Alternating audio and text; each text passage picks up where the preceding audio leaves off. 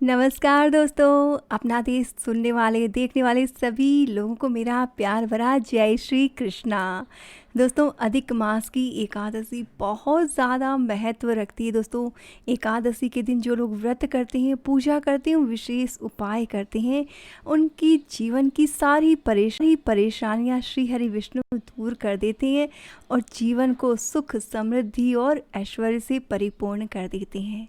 दोस्तों, आज इस वीडियो में हम जानेंगे कि परम एकादशी, जिसे परमा एकादशी भी कहते हैं, एकादशी की कृष्ण पक्ष की एकादशी। दोस्तों, इसका व्रत आपने किस दिन करना है, पारण की विधि क्या है, परमा एकादशी की कथा को सुनेंगे, पूजा विधि को जानेंगे, कौन से काम करने चाहिए, कौन से भूल कर भी नहीं करने चाहिए, उनको जानने के साथ ही दोस्तों एक विशेष उपाय मैं आपको बताने वाली। दोस्तों, अगर एकादशी से शुरू करके अमावस्या तक आपने वह उपाय कर लिया, दोस्तों कोई भी ऐसा काम नहीं है जो बन नहीं सकता, कोई ऐसी इच्छा नहीं है जो पूरी हो नहीं सकती।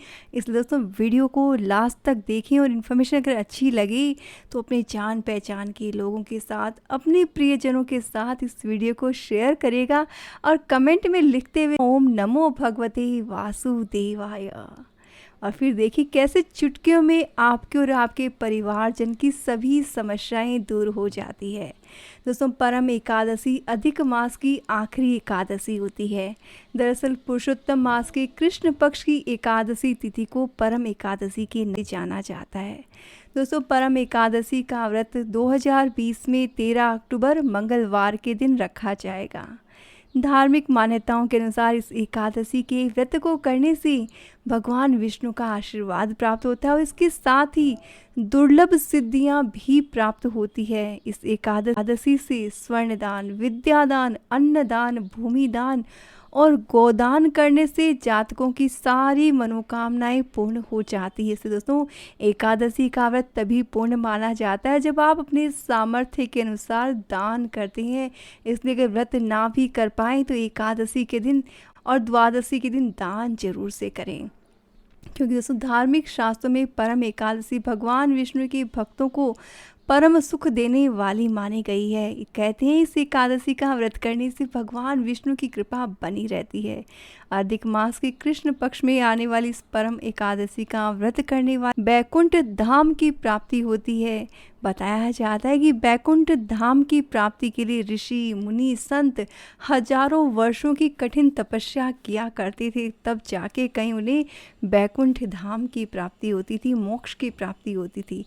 लेकिन दोस्तों, एकादशी का व्रत इतना अधिक प्रभावशाली है कि इसके माध्यम से सीधे व्यक्ति जो है बैकुंठ धाम को प्राप्त कर सकता है, मोक्ष की प्राप्ति कर सकता है और इस जीवन में जीते हुए संसार के सभी सुखों का आनंद ले सकता है। तो इतनी परम पावनी एकादशी व्रत को आपने कैसे करना है वो जान लेते हैं। तो व्रत होता है वो दशमी तिथि को ही शुरू हो जाता है। इसलिए दशमी तिथि को ही आपने पूर्ण संयम रखना चाहिए। इंद्रिय संयम बहुत ज़रूरी होता है दोस्तों व्रत के लिए। साथ ही आपने हो सके तो शाम के समय भोजन नहीं करना चाहिए।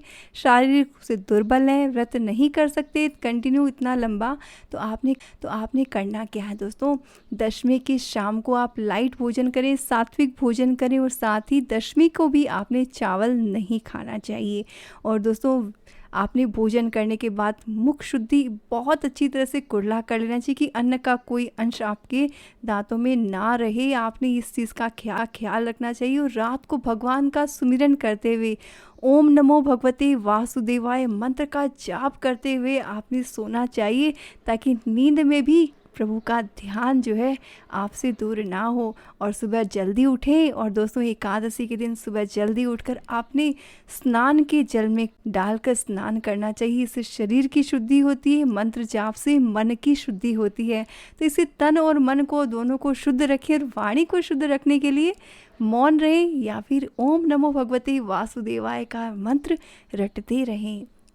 तो इस तरह से दिन की शुरुआत कीजिए शुद्ध वस्त्र पहनिए, शुद्ध वस्त्र पहनिए, हो सके तो पीले रंग के वस्त्र पहनिए। दोस्तों एकादशी के दिन श्री हरि विष्णु पीले रंग से बहुत प्रसन्न होते हैं, इसलिए सुबह की आपने पूजन अर्चन के पहले घर में गंगा जल का छिड़काव करिए, घर को शुद्ध करिए और उसके बाद में आपने पूर्व दिशा में एक चौकी लगानी है, पीला वस्त्र बिछा पर श्री हरि विष्णु की, भगवान श्री हरि की मूर्ति को स्थापित कीजिए, पंचामृत से स्नान करवाइए और पूजा में आपने तुलसी दल रखना बिल्कुल भी नहीं भूलना है। हो सके तो खीर का भोग लगाइए, तुलसी दल डाल के श्री हरि विष्णु को भोग अर्पित कीजिए, साथ ही चंदन का टीका लगाइए। हो सके फूलों को चंदन के साथ में आपने घिसकर फिर उसका टीका लगाना चाहिए। बहुत हरि विष्णु प्रसन्न होते हैं इस पीले रंग से, इसलिए पीले रंग के वस्त्र ही उन्हें इस दिन आपने अर्पित करने चाहिए।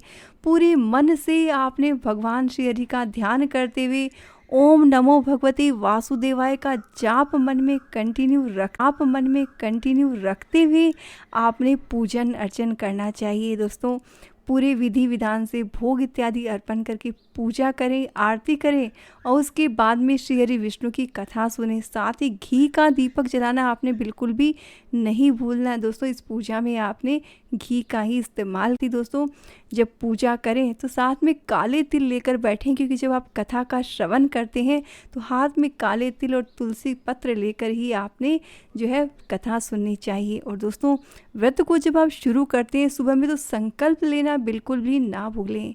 दोस्तों बहुत से लोग कई बार ये कमेंट करते हैं कि हम संकल्प लेना भूल गए। दोस्तों एक्चुअली होता है कि इससे व्रत नहीं टूटता है, न व्रत खंडित होता है। जब हम संकल्प लेते हैं तो संकल्प से सिद्धि होती है। दोस्तों जब हम संकल्प लेते हैं तो श्री हरि विष्णु का आशीर्वाद, उनकी शक्ति हमें प्राप्त होती है और मन में एक संकल्प अपने आप ही जाग जाता है। इससे हमें कंट्रोल करने की पावर मिलती है और पूरे दिन ये ख्याल रहता है कि आज हमारे व्रत है और भूल कर भी कोई गलती से कोई चीज़ जो है मुख में नहीं जाती है। बहुत बार कई लोग कमेंट करिए पूछ करते हैं कि गलती से हमने अन्न का एक दाना खा लिया, गलती से हमने बिस्किट खा ले, गलती से हमने चॉकलेट मुंह में, खंडित हो गया, क्या हमें दोष लगेगा? दोस्तों व्रत करने के कुछ नियम होते हैं। व्रत तब खंडित होता है जब हम झूठ बोलते हैं, किसी की चुगली करते हैं, किसी की बुराई करते हैं, किसी का धन चोरी करते हैं और भी जो भी गलत काम है जब हम वो सब करते हैं। मानसिक कर्म जो है वो ज़्यादा दुखदाई होते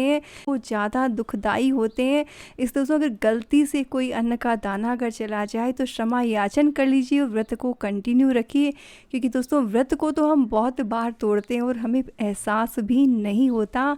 इसलिए जब भी व्रत करें संयम रखें, मौन व्रत रखकर आपने व्रत करना चाहिए। निर्जल व्रत कर सकते हैं और अगर निर्जल व्रत नहीं कर सकते तो कुछ लिक्विड लेकर आप व्रत करें। शाम तक आपने बिल्कुल कुछ भी ग्रहण नहीं करना चाहिए। फलाहार भी जो है दोस्तों शाम की पूजा के बाद ही करना चाहिए। और दोस्तों सुबह की पूजा के बाद में भी या फिर शाम के समय आप कथा सुननी चाहिए। कथा के लिए आपने थोड़ा तुलसी पत्र अपने हाथ में रख लेना चाहिए। तो पहले हम भी सुन लेते हैं परम एकादशी व्रत की कथा। अर्जुन बोले, हे जनार्दन, अधिक मास की कृष्ण पक्ष की एकादशी का क्या नाम है? इसकी विधि क्या है? कृपा करके आप मुझे बताइए। तब भगवान बोले, हे पार्थ, अधिक मास में कृष्ण पक्ष में जो एकादशी आती है वह परमा या पुरुषोत्तमी या कमला एकादशी कहलाती है। वैसे तो वर्ष भर में 24 एकादशियाँ होती है, किंतु अधिक मास या मलमास में इनकी संख्या 26 हो जाती है। अधिक मास या मलमास को जोड़कर वर्ष में 26 एकादशियाँ होती है। अधिक मास में जो एकादशियाँ होती है उनमें शुक्ल पक्ष की एकादशी का नाम पद्मिनी एकादशी है और कृष्ण पक्ष की एकादशी का नाम परमा एकादशी है। अब तुम ध्यान से परमा एकादशी व्रत की कथा और विधि का श्रवण करो। काम्पिल्य नगरी में सुमेधा नाम का एक ब्राह्मण अपनी पत्नी के साथ निवास करता था। ब्राह्मण बहुत ही धर्मात्मा था और उसकी पत्नी पतिव्रता स्त्री थी। यह परिवार बहुत ही सेवा भावी था। दोनों स्वयं भूखे रह जाते परंतु अतिथियों की सेवा हृदय से किया करते थे। किंतु धन के अभाव के कारण एक दिन ब्राह्मण ने अपनी पत्नी से कहा कि धनोपार्जन के लिए मुझे परदेश जाना चाहिए, क्योंकि इतने कम धनोपार्जन से परिवार चलाना अत्यंत ही कठिन काम है। ब्राह्मण की पत्नी ने कहा कि मनुष्य जो कुछ पाता है वह अपने भाग्य से ही पाता है। हमें पूर्व जन्म के कर्मानुसार उसके फलस्वरूप ही ये गरीबी मिली है, अतः यहीं रहकर कर्म कीजिए, जो प्रभु की इच्छा होगी वही होगा। पत्नी की बात ब्राह्मण को जच गई और उसने परदेश जाने का विचार जो है वो त्याग दिया। एक दिन संयोगवश कौंडिल्य ऋषि उधर से गुजरे, ब्राह्मण के घर पधारे। ऋषि कौंडिल्य को अपने घर पाकर दोनों बहुत प्रसन्न हुए। उन्होंने ऋषि की बड़ी आवभगत की। उनका भाव देखकर ऋषि काफ़ी प्रसन्न हुए और पति पत्नी द्वारा गरीबी दूर करने का प्रश्न पूछने पर ऋषि ने उन्हें मल मास के कृष्ण पक्ष में आने वाली पुरुषोत्तमी एकादशी करने की प्रेरणा दी। व्रती को एकादशी के दिन स्नान करके भगवान विष्णु के समक्ष बैठकर हाथ में जल फूल लेकर संकल्प करना चाहिए। इसके पश्चात भगवान की पूजा करनी चाहिए। इसके बाद ब्राह्मण को भोजन करवाकर दान दक्षिणा देकर विदा करने के पश्चात ही व्रती को स्वयं भोजन करना चाहिए। फिर ऋषि ने कहा कि दोनों को एकादशी का व्रत रखना चाहिए। यह एकादशी धन वैभव देती है तथा पापों का नाश कर उत्तम गति भी प्रदान करने वाली होती है। धनाधिपति कुबेर ने भी इस एकादशी व्रत का पालन किया था, जिससे प्रसन्न होकर भगवान भोलेनाथ ने उन्हें धन का अध्यक्ष पद प्रदान किया। ऋषि की बात सुनकर दोनों आनंदित हो उठे और समय आने पर सुमेधा और उसकी पत्नी ने विधि पूर्वक एकादशी का व्रत किया, जिससे उनकी गरीबी दूर हो गई। पृथ्वी पर काफ़ी वर्षों तक सुख भोगने के पश्चात वे पति पत्नी विष्णु धाम को गए। अतः ये नारद, जो मनुष्य विधि पूर्वक इस व्रत को करेगा, भगवान विष्णु निश्चित ही उसका कल्याण करेंगे। तो दोस्तों, ये तो हो गई परमा एकादशी व्रत की कथा। इस कथा को सुनने मात्र से ही अत्यधिक पुण्य फल की प्राप्ति होती है। लेकिन दोस्तों, इस पुण्य फल को अधिक बढ़ाने वाले कुछ काम होते हैं। इस एकादशी के दिन कुछ विशेष उपाय अगर किए जाएं तो दोस्तों इस एकादशी का फल कई हजार गुना बढ़ जाता है। तो दोस्तों, कौन से ऐसे काम है जान लेते हैं। दोस्तों, इस एकादशी का अत्यधिक फल पाने के लिए सबसे पहली चीज़ कि सुबह जल्दी उठे, पीले रंग के वस्त्र पहने। साथ ही दोस्तों, इस दिन तुलसी पूजन का विशेष महत्व होता है। इसलिए दोस्तों, सुबह में तो आपने तुलसी को स्पर्श नहीं करना है, इस बात का ख्याल रखना है दोस्तों।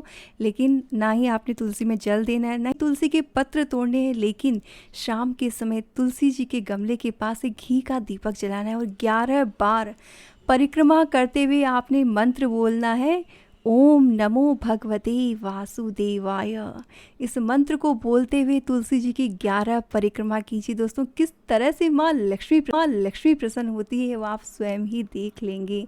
इसके साथ ही दोस्तों, एकादशी के दिन पीपल के पेड़ पर आपने कच्चे दूध और जल को मिक्स करके पीपल की जड़ में जरूर से अर्पित करना चाहिए। थोड़ा सा अगर गुड़ मिला लेंगे तो जीवन में भी मिठास आ जाएगी दोस्तों। साथ ही अगर चाहते हैं कि पति पत्नी के रिश्तों में मिठास मधुर बनी रहे तो इस दिन श्री हरि विष्णु को खीर का भोग तुलसी दल के साथ अर्पित कीजिए। दोस्तों, खीर की मिठास के जैसे आपके जीवन में भी मिठास आ जाएगी। साथ ही दोस्तों, भगवान श्री हरि विष्णु को आपने पंचामृत से स्नान करवाने के साथ ही जो भी कोई ऋतुफल अवेलेबल हो उसको आपने ज़रूर से अर्पित करना चाहिए। ना हो सके इस दिन दान करना चाहिए। दोस्तों, व्रत का पारण करने के पहले दान करके ही आपने व्रत का पारण करना चाहिए। साथ ही दोस्तों, अगर इस दिन आप गाय को हरा चारा खिला देते हैं तो आपके जीवन की सारी समस्याएं, सारे ग्रह दोष हट जाते हैं। क्योंकि दोस्तों, माना जाता है कि 36 करोड़ देवी देवताओं का वास होता है गौ माता में। लेकिन ख्याल रहे दोस्तों, गौ माता को जब चारा खिलाए तो वो बैठी भी रहे तब आपने खिलाना चाहिए। इस बात का भी आपने ख्याल रखना चाहिए। और साथ ही दोस्तों, इस दिन घी का दीपक जलाना आपने बिल्कुल भी नहीं भूलना है। इसके साथ ही बहुत ही ज़रूरी और एक आसान सा काम आपने करना है। इस उपाय से माँ लक्ष्मी बड़ी प्रसन्न होती है। दोस्तों, ये काम है, थोड़ी सी सौंफ का इस्तेमाल आपने करना है। जी हाँ दोस्तों, जो खाने वाली सौंफ होती है जिसका इस्तेमाल सब्जियों और अचार में हम करते हैं, वही हरी सौंफ जो है वो आपने भगवान श्री हरि विष्णु और माँ लक्ष्मी की आगे रख देनी। दोस्तों, इस सौंफ के इस्तेमाल से आप देखेंगे दोस्तों किस तरह से माँ लक्ष्मी यहाँ पर प्रसन्न होती है। दोस्तों, एकादशी का ये बहुत ही अचूक उपाय है। आप इस उपाय को ज़रूर से कीजिएगा। साथ ही इस दिन व्रत करें, व्रत के नियमों का पालन करें। और साथ ही दोस्तों अगर व्रत कर रहे हैं आप तो ख्याल रहे व्रत का पारण आपको 14 अक्टूबर बुधवार को सुबह में 6:21 से लेकर 8:39 के बीच में कर लेना है। दोस्तों यह है व्रत के पारण का समय। और दोस्तों पारण करने के पहले आपने एक चीज़ का विशेष ख्याल रखना है, जितना आपका सामर्थ्य हो उसके अनुसार दान की वस्तुएं निकाल कर ही आपने व्रत का पारण करना चाहिए। और दोस्तों पारण करने का एक नियम होता है कि सबसे सिंपल तरीका होता है, आप जल लीजिए एक लोटे में, उसमें तुलसी दल डालिए और तुलसी दल के साथ में आप जल ग्रहण करके व्रत का पारण कर सकते हैं। बेसिकली तुलसी दल से पारण करने का नियम निर्जल व्रत में होता है, लेकिन अगर हम फलाहार लेते हैं शाम की पूजा के बाद में तो आप कोई ऋतुफल से भी व्रत को खोल सकते हैं। और सबसे जिसको शास्त्र सम्मत तरीका माना जाता है दोस्तों वो होता है चावल ग्रहण करके। एकादशमी तिथि की शाम से लेकर एकादशी तक आपने चावल ग्रहण नहीं करना चाहिए। इसलिए अगर आप चावल खाते हैं तभी एक्चुअल में आपका व्रत खुलता है। तो द्वादशी तिथि पूर्ण होने के बाद में जब आप व्रत का पारण करते हैं तो पारण के समय आप चावल ग्रहण करके भी इस एकादशी व्रत का पारण कर सकते हैं। तो दोस्तों ये हो गई बहुत ही अचूक उपाय के साथ व्रत के पारण की विधि। इन्फॉर्मेशन अच्छी लगी तो इसे शेयर कीजिएगा दोस्तों। साथ ही आप सभी से मेरा निवेदन है कि कमेंट में ज़रूर से लिखें ओम नमो भगवते वासुदेवाय, क्योंकि दोस्तों इस मंत्र को लिखने से जीवन से दुख दूर होते हैं और सुख और समृद्धि का वास होता है। इसी शुभेच्छा के साथ कि आपके जीवन में आएंगी अपार खुशियां, मैं विदा लेती हूँ। चैनल में नए हैं तो चैनल को सब्सक्राइब कर लीजिए, घंटी बजा दीजिए और ऑल की ऑप्शन को सेलेक्ट कर लीजिए ताकि चैनल की लेटेस्ट अपडेट की इन्फॉर्मेशन सबसे पहले आपको मिले। ओम नमो भगवते वासुदेवाय।